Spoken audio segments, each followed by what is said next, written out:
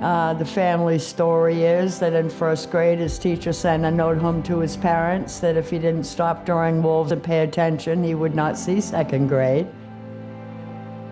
I think that for my father, growing up, art and nature were two of the things that really kind of were his, safe space.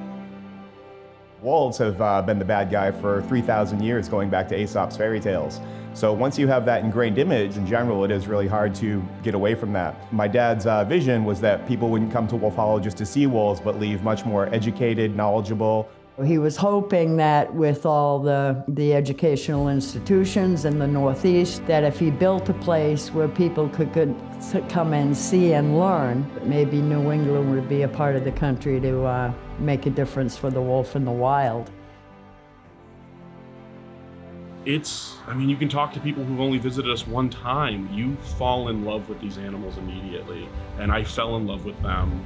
It's the raw intelligence and curiosity and the compassion that they show to one another. They are probably one of the most family-based animals that we see today in our world.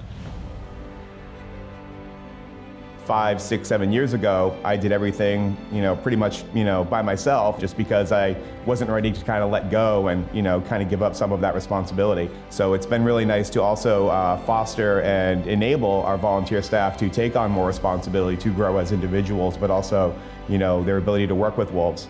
So I was part of a national veterinary response team, and my first deployment was to the World Trade Center, and we would take medical care of the search dogs.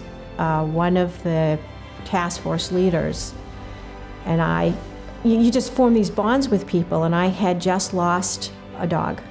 And he knew that I loved animals, and he said, "You should really visit Wolf Hollow. It's a great place." And my very first day here, Heidi Safran took me in to visit Bear because they wanted me to look at something on Bear.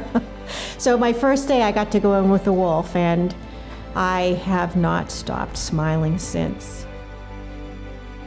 Yeah, I just can't even come up with a word how delighted he would be and how proud he would be that his son felt that this was important enough to devote his life with amazing volunteers and Kevin, an everyday person here. We've become what we are today, which is world known. So I'm forever thankful for however much time I get to have this place be a part of my life. I hope it's for the rest of it.